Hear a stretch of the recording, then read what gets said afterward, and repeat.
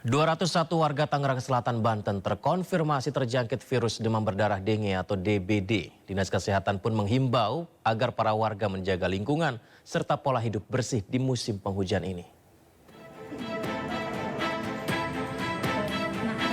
Penyakit demam berdarah kini menyerang warga Tangerang Selatan, Banten. Menurut catatan Dinas Kesehatan setempat, ada sekitar 201 warga yang terkonfirmasi terjangkit virus demam berdarah tinggi atau DBD. Kendati mengalami angka peningkatan dibanding tahun lalu, namun tahun ini tak disertai dengan angka kematian. Umumnya DBD yang telah menyerang 201 warga Tangerang Selatan tersebar di 7 kecamatan mulai dari usia 15 hingga 49 tahun. Kepala Dinas Kesehatan Tangerang Selatan menyatakan jika salah satu penyebab DBD karena intensitas hujan yang tinggi disertai periode berkembang biaknya nyamuk Aedes aegypti. Supaya DBD ini di Tangerang Selatan bisa ditekan, ya masyarakat harus punya kesadaran sendiri bagaimana bisa melakukan 3M+ di rumahnya masing-masing, minimal 1 minggu sekali. Menutup, menguras, mendaur ulang, dan menghindari gigitan nyamuk. Dinas Kesehatan Tangerang Selatan mengimbau agar para warga selalu aktif menjaga pola hidup sehat dan bersih agar virus DBD tidak menyebar luas. Dari Tangerang Selatan, Banten, Nunung Purnomo, iNews melaporkan. Pemirsa, memasuki musim hujan, kasus demam berdarah di Jawa Barat meningkat hingga lebih dari 5.500 pasien di periode Januari hingga Februari 2024. Dari ribuan kasus itu, pemirsa, ada 41 orang meninggal dunia. Di saat musim penghujan, masyarakat harus waspada dengan meningkatnya penyakit demam berdarah denggi atau DBD. Di Jawa Barat, penderita DBD pada periode Januari hingga Februari 2024 mencapai lebih dari 5.000 pasien, dengan angka kematian mencapai 41 orang. Kasus DBD terbanyak di Jawa Barat berada di Kabupaten Bandung Barat, yakni sebanyak 626 orang terjangkit dan 5 orang diantaranya meninggal dunia. Pada bulan-bulan Januari, Februari, Maret, April itu biasanya kasus DBD akan meningkat. Seperti di tahun ini sudah dilaporkan adanya sejumlah sampai bulan Februari itu adanya 5.552 kasus. Ya, sedangkan pada tahun kemarin itu ada di bulan yang sama dari sampai bulan Februari itu ada 3.615 kasus. Pihak Dinas Kesehatan mengimbau warga untuk melakukan gerakan 3M+, yaitu menguras tempat penampungan air, mengubur barang bekas, menutup tempat penampungan air, serta menggunakan obat anti nyamuk jika diperlukan. Dari Bandung, Jawa Barat, Ervan David, iNews melaporkan. Polisi menetapkan 4 tersangka dalam kasus perundungan di sekolah elit Binus School Serpong, Tangerang Selatan, Banten. Sementara itu 8 anak lainnya berstatus anak berkonflik dengan hukum, termasuk anak artis Vincent Rompis.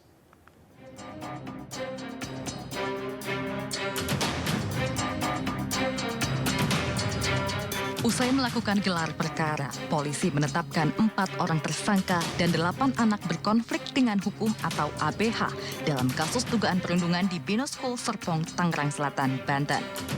Keempat tersangka dijerat pelanggaran Undang-Undang Perlindungan Anak dan tindak pidana kekerasan seksual.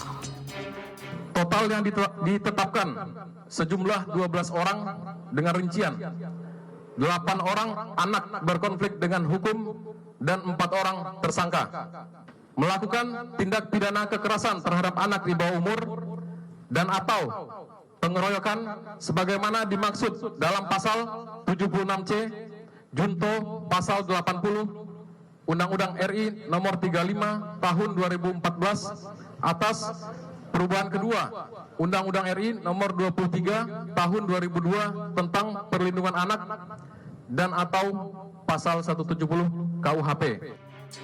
KPAI juga mengapresiasi penanganan kasus oleh polisi dan terus mengawal kasus agar tidak ada hak-hak anak yang terabaikan. Yang masih perlu kita kawal adalah bagaimana penegakan Undang-Undang Perlindungan Anak dan sistem Undang-Undang Sistem Peradilan Pidana Anak. Dan tentu saja dalam hal ini jangan sampai ada hak-hak anak yang terabaikan.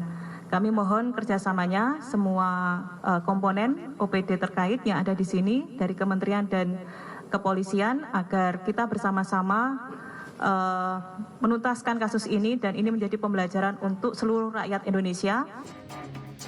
Peristiwa perundungan terjadi pada 2 dan 13 Februari 2024. Perundungan pertama dilakukan dengan dalih tradisi tak tertulis sebagai tahapan bergabung dalam kelompok. Sementara perundungan kedua dilakukan karena korban menceritakan perundungan yang dialaminya kepada saudara korban. Dalam kasus ini, polisi telah memeriksa 17 saksi dan 2 ahli, termasuk artis Vincent Rompis. Anak Vincent kini berstatus sebagai anak berkonflik dengan hukum. Tim Liputan iNews melaporkan. Lagi-lagi terjadi pemirsa di media sosial kembali dihebohkan dengan viralnya video perundungan disertai penganiayaan anak di bawah umur di Kota Batam, Kepulauan Riau. Korban dianiaya secara kejam oleh para pelaku yang juga teman-temannya.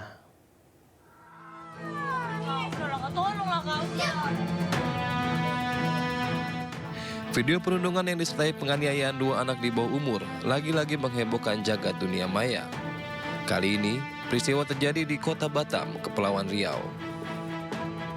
2 korban berinisial SU dan IR ditendang dan dipukul oleh para pelaku yang juga teman-teman korban. Akibat kejadian ini, korban didampingi ibunya melapor ke pihak kepolisian. Polisi kemudian menangkap 4 orang terduga pelaku berinisial LA, A, S, dan SP guna penyelidikan lebih lanjut. Korban baru membuat laporan hari ini, ya kan? Sementara lagi kita dalami, proses saat ini masih dalam proses penyelidikan. Kalau kita lihat dari video tersebut, untuk pelaku diduga jelas lebih dari 2 orang.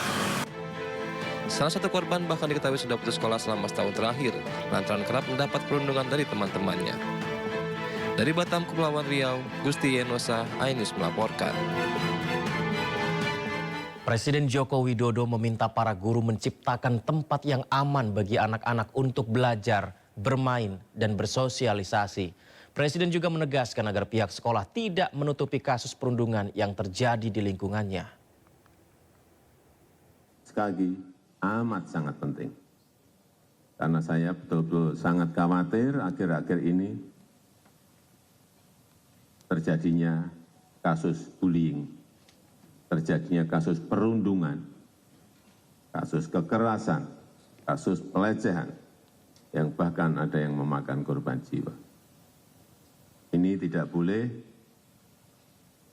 jadi lagi, biarkan berlarut, dan sekolah harus menjadi safe house, harus menjadi rumah yang aman bagi siswa-siswa kita untuk belajar, untuk bertanya, untuk berkreasi, untuk bermain, untuk bersosialisasi. Jangan sampai ada siswa yang ketakutan di sekolah. Jangan sampai ada siswa yang tertekan di sekolah dan tidak betah di sekolah. Dan saya menaruh harapan besar pada Bapak Ibu guru untuk menjadi ujung tombak menciptakan lingkungan sekolah yang nyaman, menciptakan lingkungan sekolah yang aman bagi anak-anak kita. Utamakan pencegahan, utamakan hak-hak anak-anak kita, utamanya para korban. Jangan sampai kasus bullying ditutup-tutupi, tapi diselesaikan.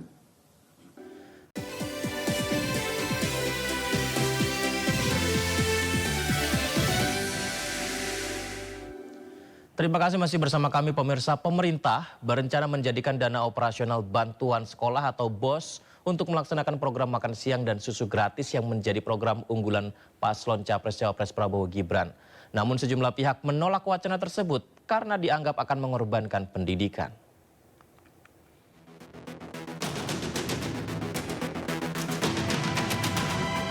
Pemerintah tengah mencari dana alternatif untuk memuluskan program makan siang gratis yang menjadi unggulan pasangan Capres-Cawapres nomor urut 2 Prabowo Subianto Gibran Rakabuming Raka. Menteri Koordinator Bidang Perekonomian Erlangga Hartarto mengatakan dana bantuan operasional sekolah atau BOS bisa menjadi salah satu opsi pembiayaan program makan siang gratis ini. Hal tersebut disampaikan saat Erlangga meninjau simulasi makan siang gratis di Kabupaten Tangerang Kamis lalu. Ketua Umum Partai Golkar ini menjelaskan simulasi makan siang gratis yang dilakukan di Tangerang, Banten bukan dari anggaran APBN, melainkan sukarela dari pemerintah daerah. Berarti belum masuk APBN, Pak? Bupati. Untuk simulasi ini berarti belum masuk untuk APBN? Nah, ini Pak Bupati, namanya juga volunteer. Oh. Ya. Volunteer itu kan siapa yang mau mencoba program ini duluan. Nantinya akan ada berapa simulasi, Pak? Pas selain di Kabupaten Tangerang dilakukan di mana lagi, Pak? Kita belanja masalah. Jadi kalau kita lihat simulasi yang dilakukan Pak Bupati ini, kita ingin melihat bagaimana mekanismenya, bagaimana pembiayaannya, dan dari situ kita belajar untuk membuat kebijakan publik. Sementara itu, Komisi 10 DPR RI menolak rencana pendanaan makan siang gratis dari dana bantuan operasional sekolah atau BOS. Wakil Ketua Komisi 10 DPR RI, Fikri Fakih, mengatakan jangan mengorbankan pendidikan demi program ambisius. Politikus PKS ini juga menyebut negara harus taat dengan regulasi anggaran pendidikan yang telah ditetapkan. Selain itu, masyarakat juga ikut berkomentar terkait rencana pemerintah ini. Sejumlah warga ada yang mendukung, namun ada pula yang lebih baik mendahulukan pendidikan dibandingkan makan siang plus susu gratis yang digaungkan Prabowo Gibran. Kayaknya kurang setuju deh. Soalnya mending lebih baik ke dana bos untuk pendidikan sih dibanding ke buat makanan dulu gitu. Mending lebih ke pendidikan sih dibanding ke makan dulu gitu. Kalau saya sih lebih ke netral ya, buat dana bosnya kalau dipotong juga nggak apa-apa. Tapi buat dana makan gratisnya juga saya setuju karena anak-anak Indonesia kan masih butuh buat asupan gizi ya, mereka masih perlu makan. Yang banyak kan masih banyak anak-anak yang kurang makan juga gitu, kurang dari orang tuanya lah mereka. Jadi kalau dikasih makan gratis ya nggak apa-apa gitu. Diketahui dana BOS afirmatif atau afirmasi adalah program pemerintah yang dialokasikan bagi satuan pendidikan dasar dan menengah yang berada di daerah tertinggal. Dana BOS bertujuan untuk membantu peningkatan mutu pembelajaran pada satuan pendidikan dasar dan menengah yang diselenggarakan oleh pemerintah pusat di daerah tertinggal, terdepan, dan terluar. Sementara itu, program makan siang dan susu gratis ini menyasar pada balita dan ibu hamil di beberapa wilayah. Kemudian program ini akan diperluas kepada siswa, siswi SMP, serta daerah yang memiliki angka stunting tinggi. Anggaran untuk program makan siang gratis ini pun tidak sedikit. Setidaknya membutuhkan sekitar 440 triliun rupiah per tahun untuk bisa diterapkan di seluruh sekolah di Indonesia. Sejumlah pengamat pun meminta pemerintah untuk tidak gegabah. Pemerintah harus menimbang ulang untuk mengurangi dana BOS demi mengakomodir program makan siang dan susu gratis ini. Tim Liputan iNews melaporkan. Menteri Keuangan Sri Mulyani mengungkapkan dengan kondisi defisit anggaran APBN, pemerintah akan membahas semua program yang disesuaikan dengan pagu indikatif program prioritas. Sementara untuk program makan siang gratis yang diusung paslon Prabowo Gibran, tentu masih menunggu keputusan resmi hasil penghitungan suara KPU. Masih berjalan 3 bulan ke depan ya, jadi bulan depan kita mungkin fokusnya lebih kepada pagu indikatif dan program-program prioritas seiring dengan nanti KPU sudah memutuskan siapa pemerintahan yang official memenangi pemilu. Makan siang gratis, itu bagaimana Bu dalam membahas? Kan ini nanti masih di dalam program, kalau detail ya kita lihat di dalam pembahasan mengenai pagu indikatif dari masing-masing kementerian lembaga. Nah ini nanti kita lihat dari existing program dengan apa yang akan masuk baru dan itu nanti akan dihitung dalam sebulan ke depan. Itu sudah menghitung program makan siang. Semuanya harus sudah masuk di situ, nggak ada yang on top gitu ya. Jadi di dalam defisit itu sudah termasuk seluruh kebutuhan kementerian lembaga dan berbagai komitmen. Program makan siang gratis dari pasangan Prabowo Gibran masih menjadi perdebatan di kalangan masyarakat. Selain dianggap menambah anggaran yang besar, apakah dengan nominal Rp15.000 untuk sekali makan, anak sekolah dan ibu hamil sudah mendapat makanan bergizi dan seimbang?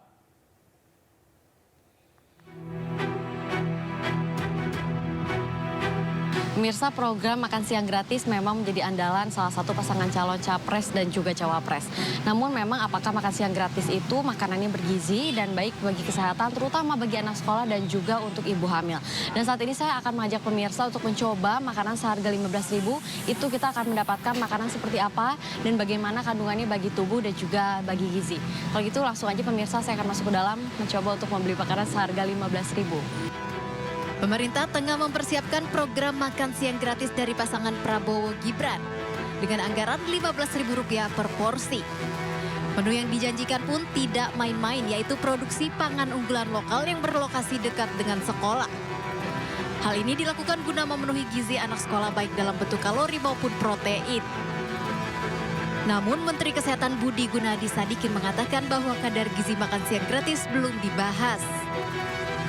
Diketahui pada Maret 2024, dengan uang Rp15.000 masyarakat ibu kota hanya memperoleh makan siang dengan menu nasi, telur, dan sayur.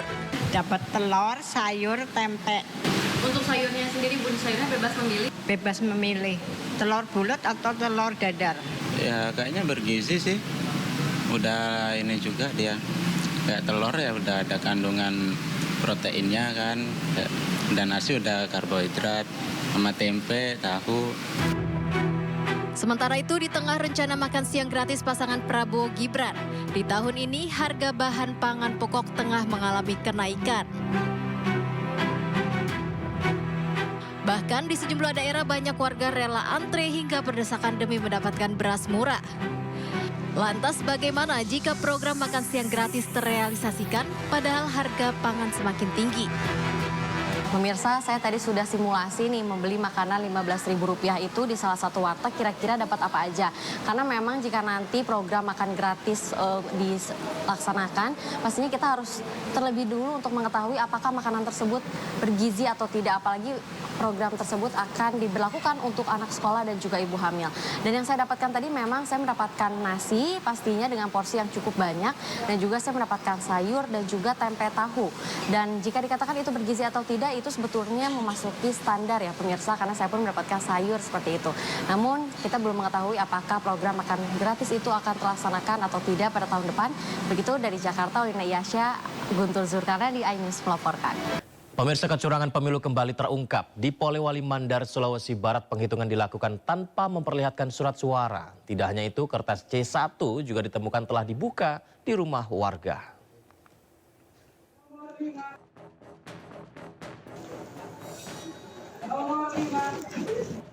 Rekapitulasi suara di Kecamatan Matangga, Polewali Mandar diduga menyalahi aturan. Penghitungan dilakukan di tempat yang minim cahaya. Tidak hanya itu, penghitungan diduga dilakukan tanpa saksi sejumlah partai politik. KPPS juga hanya menyebut nomor urut tanpa penyebutan nama partai.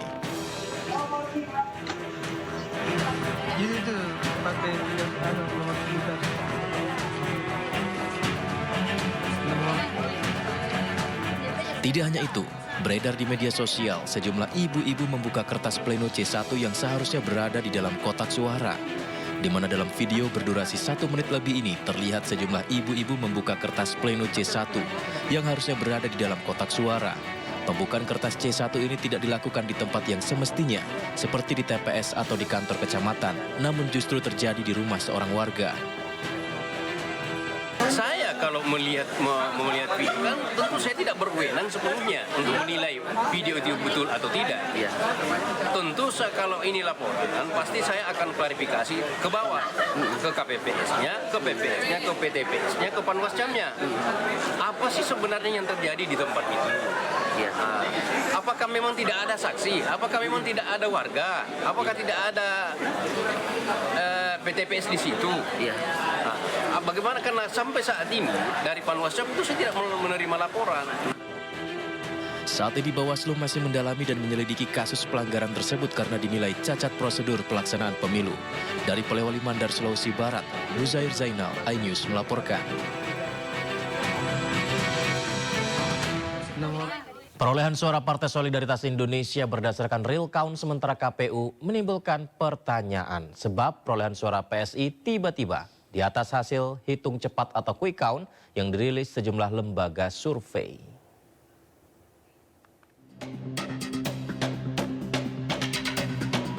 Perolehan suara Partai Solidaritas Indonesia mendadak melejit. Hingga Sabtu siang perolehan suara PSI menyentuh angka 3,12%. Hal ini sontak menimbulkan kecurigaan. Bagaimana tidak? Dalam hasil hitung cepat, partai berlogo mawar merah itu terancam tidak lolos ambang batas parlemen dengan hasil 2,6%. Namun dalam hitungan KPU, suara PSI yang semula 2,29 juta ada kenaikan lebih dari 103.000 suara dalam kurun waktu 29 jam. Kini, perolehan suara PSI menyentuh 2,39 juta suara atau 3,12%. Pengamat politik dan juga Direktur Eksekutif Indikator Politik Burhanuddin Muhtadi turut mengkritisi anomali perolehan suara PSI yang melesat, melebihi hasil hitung cepat sejumlah lembaga survei. Melalui cuitan di akun X, Burhan berpesan kepada PSI untuk menerima lapang dada ketimbang berhasil lolos ke parlemen, namun menimbulkan delegitimasi terhadap hasil pemilu 2024. Anomali tidak hanya terjadi pada suara PSI, tetapi juga Partai Gelora. Baik PSI dan Gelora, keduanya merupakan partai koalisi pengusung Capres-Cawapres nomor urut 2, Prabowo Subianto dan Gibran Rakabuming Raka. Sementara dalam berbagai kesempatan, PSI percaya diri partai yang dipimpin putra bungsu Presiden Jokowi Kaisang Pangarep akan lolos parlemen di pemilu 2024. Dari Jakarta, Tim Liputan iNews melaporkan. Ya pemirsa, suara PSI tiba-tiba meledak menjadi lebih dari 3% dan suara Partai Perindo yang hampir tidak ada pergerakan di sistem informasi rekapitulasi atau Sirekap ini seakan menjadi anomali dalam penghitungan suara pemilu 2024. Dan berikut kami hadirkan cuplikan dialog Herjunus Syahputra bersama pakar telematika Roy Suryo, Wakil Sekretaris Jenderal DPP Partai Solidaritas Indonesia Mikhail Gorbachevdom, pengamat politik Pangi Syarwi Caniago, dan Ketua DPP Bidang Politik Partai Perindo Yusuf Lakaseng. Tadi ada yang luput tuh Bang. Iya silakan. Apa PKB kalau di quick count kita lihat cuma 10, gitu ya. Okay. Terus sekarang udah 11% tuh. Jadi sebenarnya nggak cuma PSI dan Gelora gitu ya, ada PKB juga. Jadi ini kami pikir sih kita sabar ya. Kita sabar aja, kita tunggu rekapitulasinya gitu ya. Jangan di framing macam-macam nih Bang. Karena memang ini kan semua pihak sedang berusaha ya. Saya yakin KPU juga sudah berusaha keras gitu kan dengan Sirekapnya yang mungkin belum sempurna, tapi kita semua sekarang mohon bersabar, kita tunggu hasil real count gitu ya. Kalau dilihat marginnya juga Gelora misalnya sekitar 0,5%, PSI juga masih di 0, berapa gitu ya. Itu masih masuk margin of error di ini, di di quick count gitu ya. Itu biasa sih menurut saya gitu. Saya langsung ke Bang Lakaseng. Bang Lakaseng, kalau dari Anda sendiri dari Perindo melihat anomali terhadap angka di hari ini per 2 Maret di 65% rekapitulasi, bagaimana Bang Yusuf melihatnya? Ya kalau angkanya dilihat dari aplikasi Sirekap sih, saya terus terang sudah hilang kepercayaan dengan Sirekap ini karena anomalinya itu ini merusak gitu ya, mengacaukan dan merusuhkan situasi politik. Yang saya lihat sih sepertinya Perindo terkunci gitu loh. Pokoknya di situ aja angkanya. Soal PSI ya saya doakan mereka lolos ambang batas 4%. Tapi memang taruhannya kemudian ya akan macam-macam penilaian publik. Jadi semua ada resikonya. Bang Pangi, Anda sebagai pengamat, bagaimana Anda melihat anomali yang terjadi hari ini?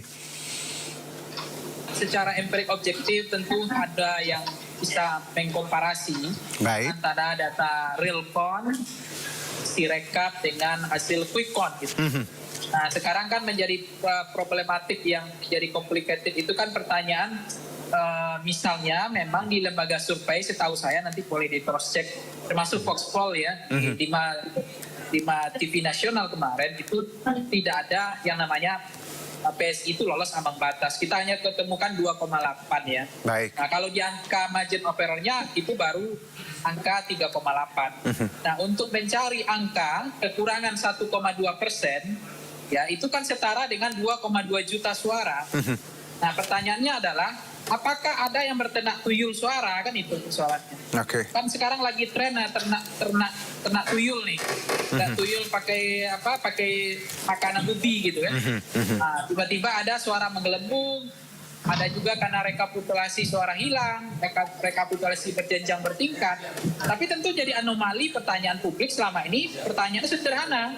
Dari 19 lembaga survei yang quick count, kalau tidak percaya dengan hasil quick count, kenapa tidak ada satupun partai yang menolak gitu ya hasil itu gitu. Tapi partai faktanya kan menerima hasil itu.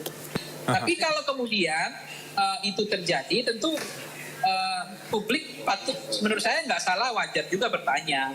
Ya. Kok bisa angka yang sebesar itu tiba-tiba kalau nanti ujung lagunya PSI misalnya lolos misalnya 4% misalnya 4,1 atau 4%, yang 2,2 juta atau 2,5 juta itu dari mana, kan itu nanti akan dibuktikan lewat pembuktiannya 3 hal. Pertama adalah lewat C1 Plano.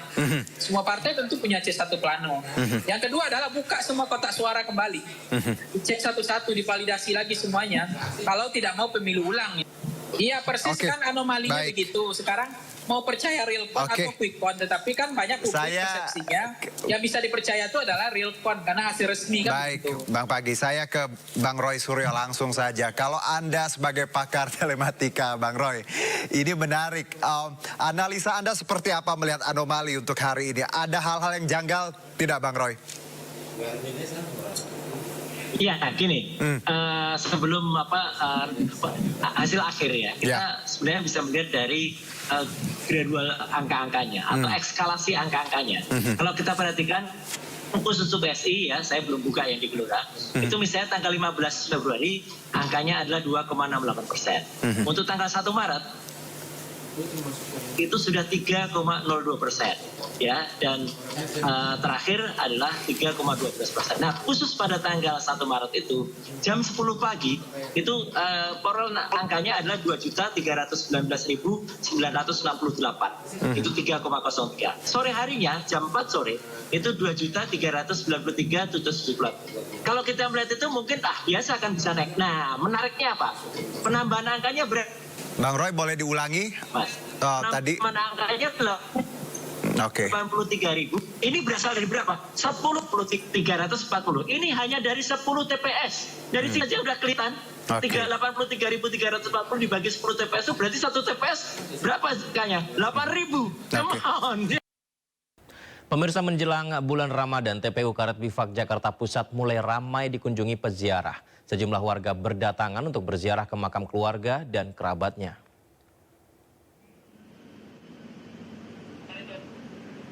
Ziarah makam keluarga atau nyekat menjadi tradisi umum di Indonesia jelang bulan suci Ramadan. Seperti terlihat di TPU Karet Bifak Jakarta Pusat. Sejak pagi warga sudah ramai berziarah ke makam keluarga atau kerabat mereka. Para peziarah tak hanya berasal dari Jakarta, tapi juga berasal dari luar Jakarta. Biasanya warga memilih berziarah lebih awal karena suasana TPU masih sepi. Pada hari ini? Iya, pertama kita kan masih kosong ya, tidak terlalu tidak terlalu banyak, tidak terlalu ramai. Terus kemudian yang keduanya memang kesempatannya bisanya hari ini, minggu depan kita bagi-bagi lagi ke tempat ziarah orang tua yang lain juga gitu. Oke, kebetulan hari ini mau ziarah ke makam siapa? Ibu mertua kalau saya. Karena saya takut rame sekali ya, jadi ibu kesempatan pagi-pagi udah datang ke sini karena takut kebanyakan orang gitu. Jadi ya udah begitu aja lah, cuman supaya ada tempat, supaya nggak berdesak-desak gitu, keramaian. Tahun kemarin juga sama, Bu? Oh, tiap tahun saya selalu jauh-jauh hari juga. Jauh-jauh hari juga. Pemandangan di pintu masuk TPU pun tak kalah ramai. Para pedagang bunga dan air mawar musiman sudah berderet menyuguhkan dagangannya. Per kantong bunga dan per botol air mawar dibanderol mulai Rp10.000 hingga paling mahal Rp50.000. Semakin mendekati bulan Ramadan, biasanya jumlah peziarah akan meningkat. Dari Jakarta, Ayu Pratiwi, Dias Triawan melaporkan. Pemirsa, di Desa Medali, Kecamatan Puri, Kabupaten Mojokerto, ratusan warga berebut gunungan sepatu pada acara ruah desa jelang bulan suci Ramadan. Gunungan sepatu ini melambangkan Desa Medali sebagai sentra pengrajin sepatu di Kabupaten Mojokerto. Bagaimana keseruannya? Berikut liputannya.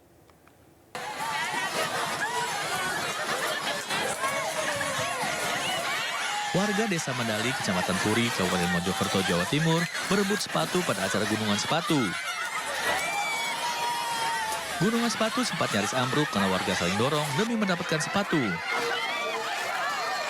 2 gunungan sepatu setinggi 2 meter ini dibawa menggunakan 2 mobil pick-up. Hanya dalam waktu beberapa menit saja, puluhan sepatu di 2 gunungan ludes. Bahkan ada warga yang mendapatkan 6 pasang sepatu. Sama dijual lagi. Bu, dapat berapa pasang, Bu? 6 pasang. Ini tadi gimana, rebutan atau gimana? Oh, ya rebutan.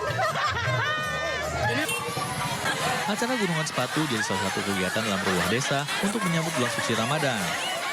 Warga menggunakan sepatu lantaran desa Medali adalah sektor pengrajin sepatu.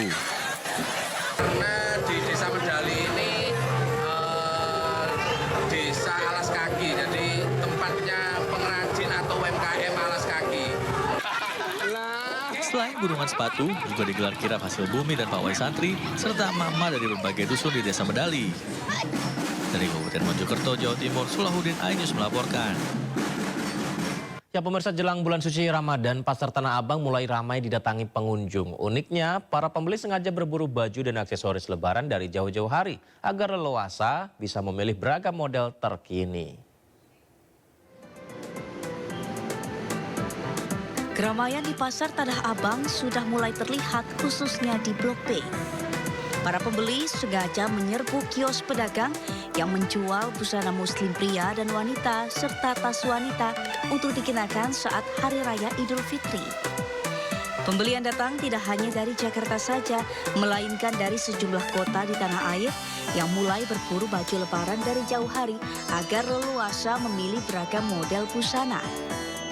Udah dapat baju koko untuk suami, udah dapat celana juga buat anak. Kan kalau dari sekarang itu nggak begitu rame ya, jadi nggak begitu jejel dah gitu orang. Kalau sekarang kan belum begitu rame, jadi kita lebih milih sebelum bulan puasa gitu belanjanya. Sekarang yang paling banyak diburu ini yang seperti ini, kayak outer ya, gamis juga yang warna-warna putih tuh yang paling diburu sekarang. Lagi rame banget, bakal makin meningkat deh. Ya, soalnya sekarang aja udah ini banget gitu kan, udah rame banget. Sabtu Minggu aja sekarang udah ini gitu, banyak orangnya gitu. Beda dari biasanya. Khusus di tahun 2024 ini, model busana wanita dengan bahan organza dan organdi paling banyak diminati pembeli. Sementara pada busana muslim pria, bahan linen yang paling menjadi incaran pembeli. Para pedagang pun mulai merasakan kenaikan omset hingga 80%. Diperkirakan, animo masyarakat mengunjungi Pasar Tanah Abang akan terus meningkat hingga menjelang Lebaran. Dari Jakarta, Salam Rahmat, Novan, iNews melaporkan. Selain berburu baju lebaran, masyarakat juga mulai disibukkan dengan berburu tiket mudik lebaran. PT KAI sebagai sarana transportasi di Indonesia sudah mulai membuka pemesanan tiket kereta api jarak jauh untuk mudik lebaran secara online. Pemirsa, beginilah situasi pada hari Minggu pagi di Stasiun Gambir, Jakarta Pusat. Dan saat ini dapat kami informasikan untuk pembelian tiket secara on the spot atau pemberian langsung di stasiun. Saat ini hanya berlaku untuk pemberangkatan go show atau pemberangkatan di hari yang sama. Dengan maksimal pembelian itu 3 jam sebelum keberangkatan. Sedangkan untuk pembelian tiket secara online ataupun melalui aplikasi KAI Akses, saat ini bisa untuk keberangkatan 45 hari ke depan. Dengan begitu untuk pemirsa yang akan melakukan pemberangkatan atau perjalanan mudik lebaran nanti, untuk pembelian tiketnya saat ini hanya bisa dilakukan secara online. Dan sebagai informasi tambahan pemirsa, saat ini di Stasiun Gambir khususnya di pintu masuk selatan sudah diberlakukan facial recognition, dan ini untuk memudahkan tentunya dan juga untuk mempercepat antrian. Dari Jakarta, Wenda Nura, Dede Rudi, iNews melaporkan. Sementara itu tarif diskon 20% untuk pembelian tiket kereta api jarak jauh komersial termasuk kereta mudik lebaran yang dibuka PT Kereta Api Indonesia diserbu para pemburu tiket pemirsa.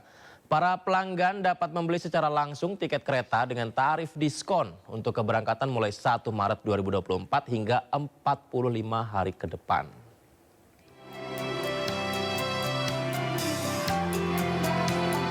Loket penjualan tiket di Stasiun Gambir menyediakan tarif diskon 20% untuk pembelian tiket kereta api jarak jauh komersial, termasuk kereta mudik lebaran yang dibuka PT KAI diserbu para pemburu tiket sejak pagi.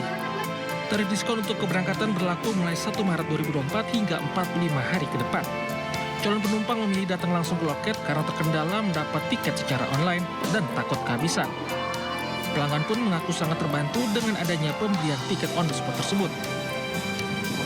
Terbantu sih menurut saya karena kemarin sempat kendala ya pas mesen lewat online, tapi alhamdulillah dengan adanya langsung kayak gini juga antriannya teratur, lebih terbantu sih. Selain tidak bisa berlaku reduksi, tarif diskon tiket 20% juga tidak berlaku untuk kereta jenis luxury dan kereta wisata lainnya. Dari Jakarta, Rani Sanjaya melaporkan. PT KAI Daerah Operasional 2 Bandung menyediakan 227.000 tiket perjalanan mudik Lebaran. Dari total tersebut sebanyak 61.000 tiket ludes terjual. Ya pemirsa, meski belum memasuki masa Ramadan, warga kota Bandung ini sudah menyerbu tiket mudik Lebaran di tahun 2024 tahun ini.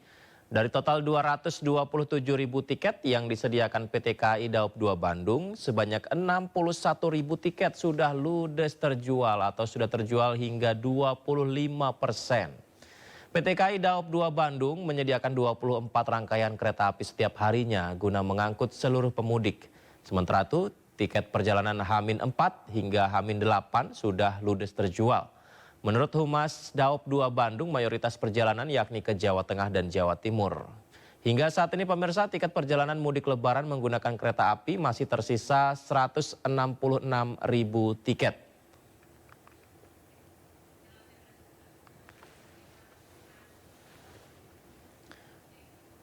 Kita ke informasi lainnya, harga beras di Pasar Palmerah Jakarta Barat sudah mengalami penurunan. Sedangkan harga pokok lainnya seperti telur, cabai, bawang, dan komoditas sayur mayur justru mengalami kenaikan. Dan berikut laporan Anggita Maura dan Yudi Richard.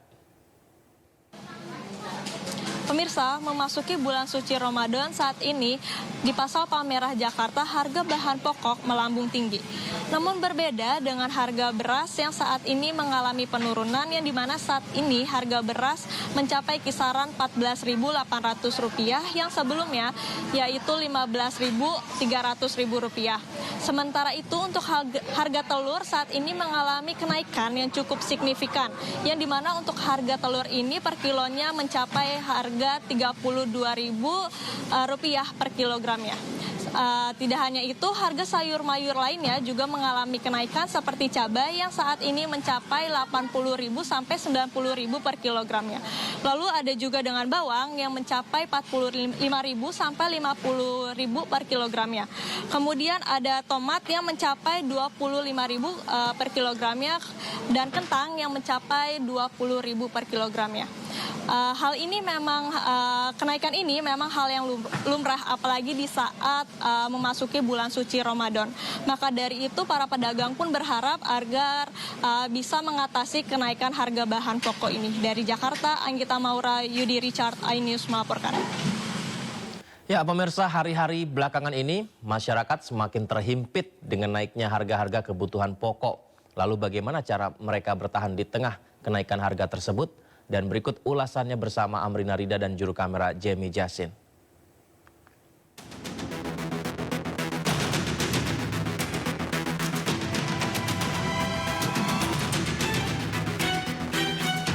Dalam beberapa pekan terakhir, harga sejumlah kebutuhan pokok merangkak naik.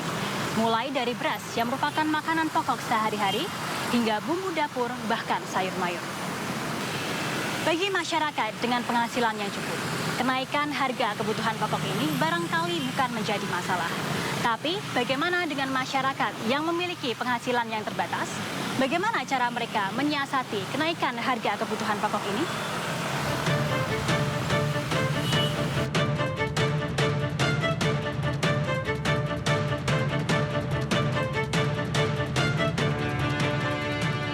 Harga-harga kebutuhan pokok terus naik. Sejak awal tahun, mayoritas harga sembako mengalami kenaikan. Faktor cuaca dituding menjadi penyebab kenaikan harga sembako, khususnya beras. Untuk menstabilkan harga beras di pasaran, pemerintah menggelar operasi pasar di berbagai daerah.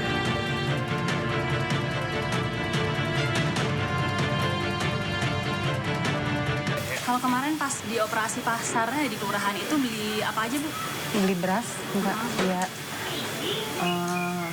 Satu orang dijatahnya 10 kilo. Ya murah sih Mbak, nebus ya. Bagus deh pokoknya buat untuk ngebantu warga-warga gitu Mbak. Bu, kalau sekarang kebutuhan pokok harganya lagi naik semua. Ibu sendiri sebagai warga nyiasatinya gimana nih?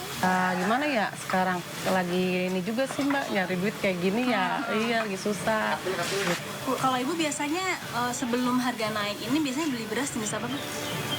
Beras ya itu di Indomaret kayak di Alfa gitu, literan juga. Cuma sekarang beras di warung juga kan kayak ini lagi naik begini Mbak, cuman kan kayak agak-agak jelek gitu. Iya, ini karena ada bantuan dari kelurahan juga lumayan sih nggak bagus. Karena saya masaknya juga agak jarang, cuman kan ini beras kan lagi mahal ya Mbak ya gitu. Ya mau ngebantu-bantu warga aja sih Mbak. Aduh, nyari duit lagi begini ya Mbak ya. Beli apa aja juga kayak gimana gitu buat diirit-irit juga kita gitu aja Mbak. Sembako barang-barang yang ini kayak cabai gitu ya Mbak ya. Sekarang kan cabai ini juga semua lagi pada mahal ya Mbak. Gimana caranya gitu ya biar warga bisa ini juga gitu Mbak, membantu kita. Berarti Ibu harapannya ke pemerintah semoga bisa turun lah gitu harga-harga sembako, beras gitu aja Mbak, bahan-bahan pokok itu.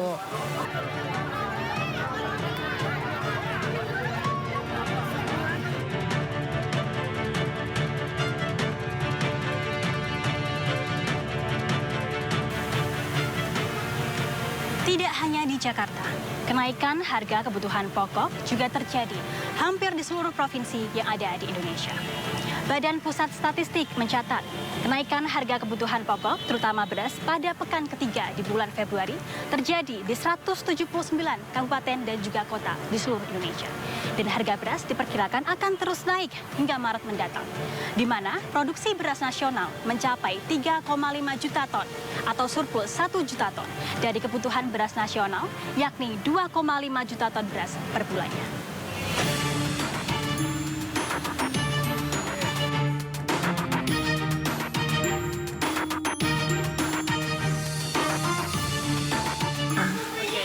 Tapi kalau Ibu sendiri pas beli beras biasanya beli beras jenis apa sih Bu? Beras yang itu deh di warung, kita mah kalau beli eceran di warung. Biasanya emang berapa Bu harganya Bu? Mahal teh 15.000. Sekarang? Sekarang kan biasanya kan 10.000, 11.000, sekarang udah 15, paling murah 14 aja jelek teh berasnya. Sekarang emang karena kebutuhan lagi naik. Lagi naik semua. Beras. Kalau yang lagi naik apa aja sih Bu sekarang? Beras, terus apa? Gula ya Pi ya, terus cabe, semua naik teh. Jadi bingung kan kalau kita ibu rumah tangga kan berasa gitu, jadi berasa gitu kita belanja tuh. Nah kalau misalnya harga naik mau menjelang puasa nih, Ibu sendiri ngakalinya gimana sih Bu caranya biar tetap bisa beli? Tapi gimana caranya beli? Ya pintar-pintar kita aja, kita bagi uangnya deh, apa yang dikurangin gitu. Kenaikan harga sejumlah kebutuhan pokok menuai beragam keluhan dari masyarakat. Di tengah sulitnya perekonomian, kenaikan harga sejumlah kebutuhan pokok ini seakan mencekik masyarakat, terutama masyarakat yang berada dalam golongan ekonomi lemah. Pemerintah harus lebih memperhatikan bagaimana cara untuk memenuhi kebutuhan pangan. Bukan hanya dengan bansos atau bantuan sosial yang memiliki dampak sementara, tapi dengan upaya serius untuk lebih meningkatkan kebutuhan pangan nasional. Demikian Rakyat Bicara kali ini bersama saya Amrina Rida dengan juru kamera Jamie Jasin. Sampai jumpa pekan depan. Kita ke informasi lainnya, harga beras di Pasar Palmerah Jakarta Barat sudah mengalami penurunan. Sedangkan harga pokok lainnya seperti telur, cabai, bawang, dan komoditas sayur mayur justru mengalami kenaikan. Dan berikut laporan Anggita Maura dan Yudi Richard. Pemirsa, memasuki bulan suci Ramadan saat ini di Pasar Palmerah Jakarta harga bahan pokok melambung tinggi. Namun berbeda dengan harga beras yang saat ini mengalami penurunan, yang dimana saat ini harga beras mencapai kisaran Rp14.800 yang sebelumnya yaitu Rp15.300. Sementara itu untuk harga telur saat ini mengalami kenaikan yang cukup signifikan, yang dimana untuk harga telur ini per kilonya mencapai harga Rp32.000 per kilogramnya. Tidak hanya itu, harga sayur mayur lainnya juga mengalami kenaikan seperti cabai yang saat ini mencapai Rp80.000 sampai Rp90.000 per kilogramnya. Lalu ada juga dengan bawang yang mencapai Rp45.000 sampai Rp50.000 per kilogramnya. Kemudian ada tomat yang mencapai Rp25.000 per kilogramnya dan kentang yang mencapai Rp20.000 per kilogramnya. Hal ini memang kenaikan ini memang hal yang lumrah apalagi di saat memasuki bulan suci Ramadan. Maka dari itu para pedagang pun berharap agar bisa mengatasi kenaikan harga bahan pokok ini. Dari Jakarta, Anggita Maura, Yudi Richard, iNews melaporkan. Kita ke informasi lain, pemirsa. Terungkapnya kasus pungutan liar di rumah tahanan Komisi Pemberantasan Korupsi mendapat perhatian serius dari organisasi sayap Partai Perindo. Pemuda Partai Perindo menilai Komisi Pemberantasan Korupsi perlu melakukan perombakan total dalam tubuh lembaga anti rasuah ini.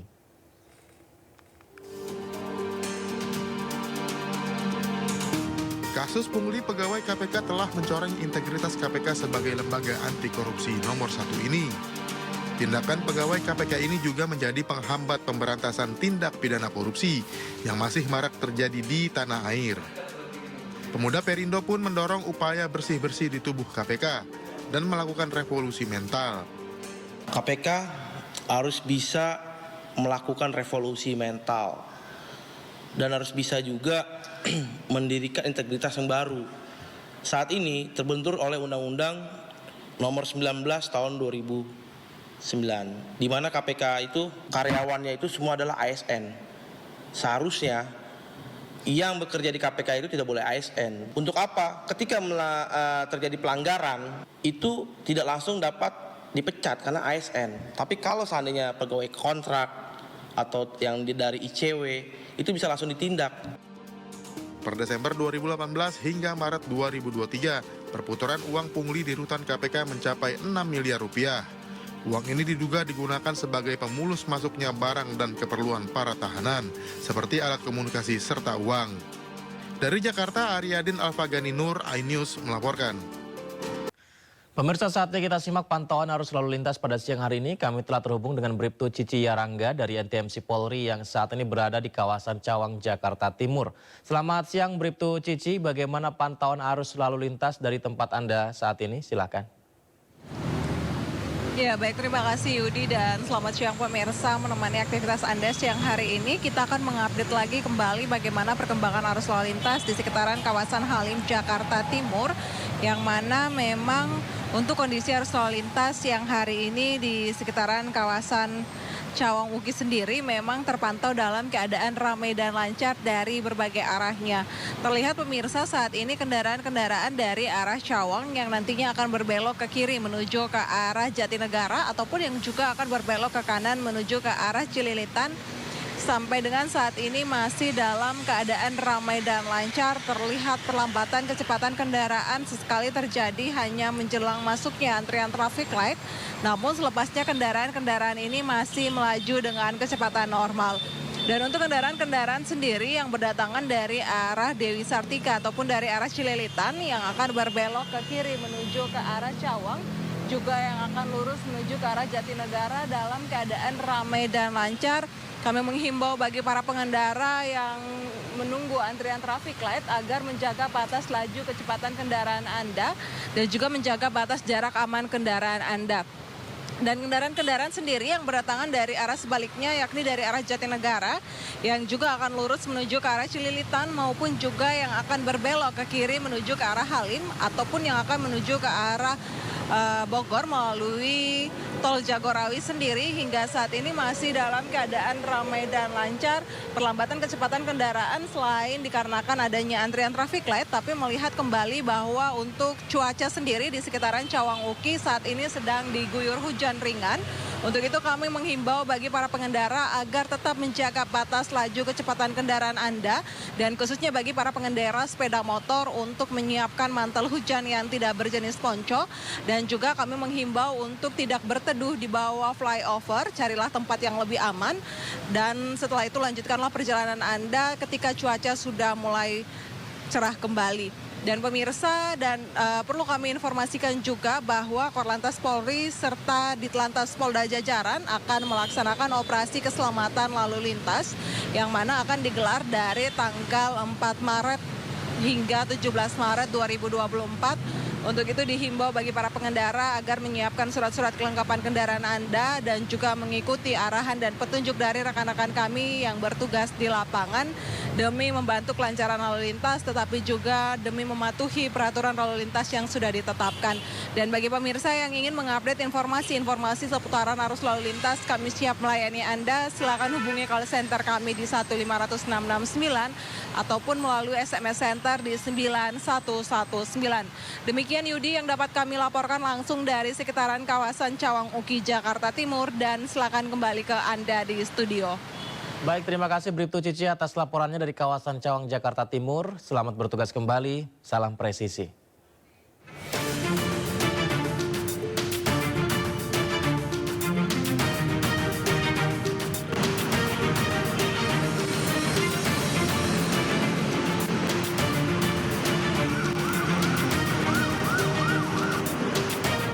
Pemirsa, Presiden Joko Widodo bersama jajarannya memantau progres pembangunan di IKN. Salah satu yang didatangi Presiden adalah kawasan inti pusat pemerintahan.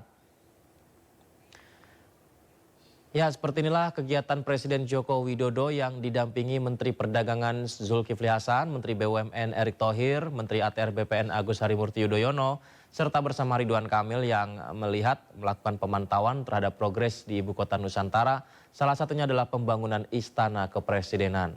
Kawasan inti pusat pemerintahan di Ibu Kota baru ini akan dikelilingi hutan kota dan jalur hijau pemirsa yang dibangun di area seluas 100 hektar. Pembangunan Istana Presiden ini dibarengi dengan pembangunan gedung pemerintahan lainnya di IKN. Presiden mengatakan pelan tapi pasti pembangunan akan selesai sesuai target.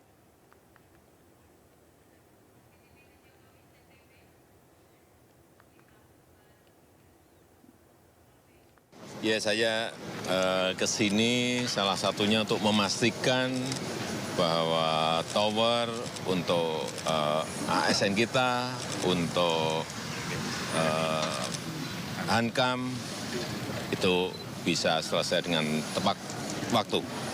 Nanti di bulan Juli akan selesai 12 tower, kemudian September 21 berarti 33, ditambah November 14 berarti 47, selesai kira-kira di akhir November. Sehingga pergeseran ASN ke sini, dari Hankam ke sini itu sudah bisa dimulai bulan Juli. Pelan-pelan, ini kerja masih jangka panjang, tapi harus dimulai.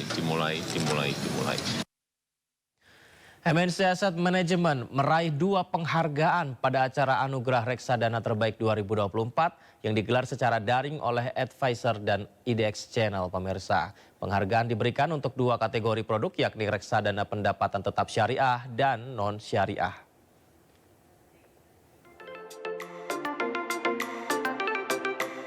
Dua produk investasi yang eksis di pasar modal lebih dari 15 tahun dari MNC Asset Management meraih 2 penghargaan dalam acara Anugerah Reksadana Terbaik 2024. 2 produk yang mendapat penghargaan adalah MNC Dana Liquid, memenangkan penghargaan dalam kategori reksadana pendapatan tetap non-syariah terbaik performa 3 tahun, dan MNC Dana Syariah pada kategori reksadana pendapatan tetap terbaik performa 3 tahun. Digelar secara daring oleh Advisor dan IDX Channel. Penghargaan ini menjadi bukti MNC Asset Management mampu menangani berbagai perkembangan ekonomi dengan memberikan hasil investasi yang optimal. Award ini membuktikan bahwasannya MNC Asset salah satu aset manajemen yang telah berkontribusi lebih dari 23 tahun di Indonesia, memberikan performanya cukup baik dari segi performa reksadana pendapatan tetap berbasis syariah maupun konvensional. Reksadana MNC Dana Liquid dan MNC Dana Syariah ini khusus penempatan pada obligasi dan sukuk korporasi yang memiliki fundamental baik dan imbal hasil yang menarik. Nah, tentunya obligasi dan sukuk korporasi ini memiliki tingkat volatilitas yang lebih rendah ya dibandingkan dengan SBN. Nah, inilah yang menyebabkan tingkat imbal hasil dari reksadana yang dikelola MNC itu memberikan imbal hasil yang cenderung stabil. Sebagai salah satu perusahaan manajer investasi terbaik dengan pengalaman 23 tahun, MNC Asset Management terus berupaya meningkatkan kinerja investasi serta berperan aktif dalam memajukan industri reksadana di Indonesia. Dari Jakarta, Heru Triyuniarto, IDX Channel melaporkan. Di Jawa Barat, pemirsa, ada sebuah permainan off-road meluncur dari atas ketinggian tanpa menggunakan mesin dan rem, dinamakan kadaplak. Nah, kira-kira seperti apa ya keseruannya? Kita lihat liputannya.